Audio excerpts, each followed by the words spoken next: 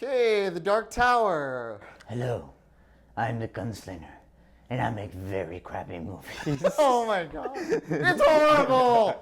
I want to just kick Don't something. go It was so bad. Where's something to kick? I just want to I want to punch. I just want to I almost tripped right there. I'm in pain. There's nothing to kick. It's all expensive equipment.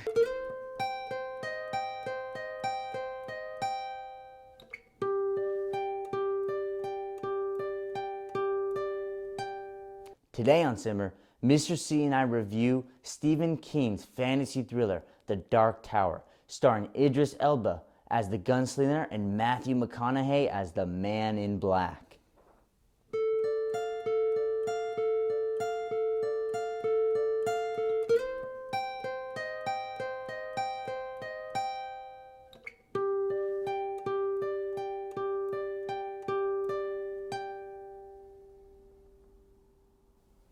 This is the first movie in a series of Stephen King's Dark Tower novels. We find young Jake Chambers, who discovers clues to a secret alternative universe known as Midworld. Once he gives into the mystery, he's spirited away to this other world where he meets up with Roland Deschain. The gunslinger informs Jake that he is on a quest to seek vengeance and save the Dark Tower, because if it falls, the universe will be destroyed. Jake joins the gunslinger, and together they battle dangerous beings in a perilous journey to save the tower from those who wish to destroy it. Namely, the Man in Black, who is an evil wizard that believes if the tower falls, the power between good and evil will shift in his favor. Jake and the gunslinger must find a way to destroy the Man in Black, save the tower, and preserve the fabric of the universe before it's too late. This tower isn't the only thing on shaky ground, and a movie adaptation that strays from the novel is going to be a hard challenge for this version of the Dark Tower to stand tall. So, here's what I thought. Storyline. I'm going to tell you this about the Dark Tower from what I know about Stephen King. He's got a series of these books.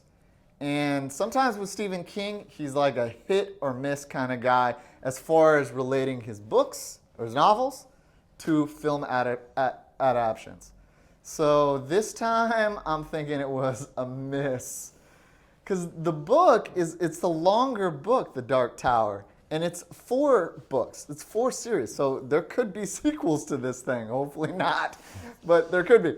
And when they adapted it, I feel like they left certain parts of the book out, which made the book, bestseller and good, but didn't translate well to the movie. Because you kind of need a longer movie in order to get everything in on this story of the Dark Tower. Yeah, usually when I read books and then I go watch a movie, I end up hating the movie. But then other people be like, "What? That was so good." I said, "Well, they barely had anything from the books in the movie, so I can't say it's good." The movie was an hour and 35 minutes long, so they can't cram everything from the books into it. I haven't read the books, and right.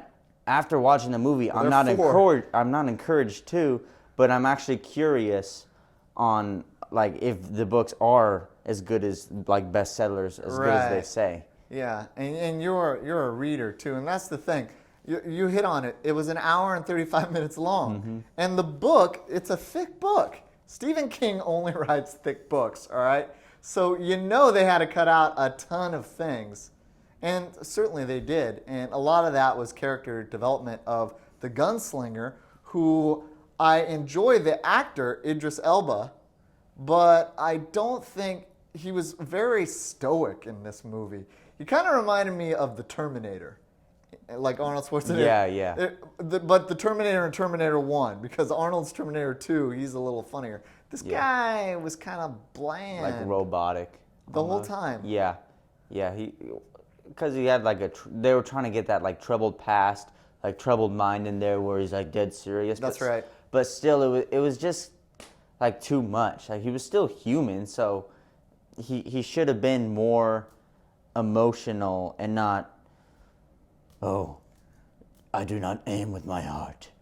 who has aimed with it. I don't even know. It's the Gunslinger Creed. You did that perfectly. Every line that he had, he was talking in that same way. Yes. He did not change his voice up or down. He was like a step down from right. Batman. Exactly, the entire movie. And Yeah. It just didn't work for me. And the other character that was Matthew McConaughey, he plays the Man in Black. Walter Paddock. Yep. Yes, that That's was his name. He's like a wizard or a war. They A really sorcerer. Yeah, but they didn't really explain where he gets his powers from. The only thing they really is his motivation to kill people and to destroy this tower, which, well, we won't tell you what happens, but that's his motivation, is to destroy the tower. And Idris Elba is the hero, and he's trying to stop him because the sorcerer, it's revenge, because the sorcerer did something to Idris Elba to cause him to seek revenge. And But that character didn't work for me either. Matthew McConaughey was like he was a cartoon character they were both cartoon characters. The whole movie was kind of like a cartoon, but live action. Here's my final grade on The Dark Tower. As we said before, there's nothing really to be said about it. The good parts were when he was firing his guns. Those were kind of cool. You have to give credit to Matthew McConaughey. He did fill his role decently, but the role was just a weird character, and I just didn't really get it. For those reasons, I give the movie a 50% F. Now for my final grade of The Dark Tower.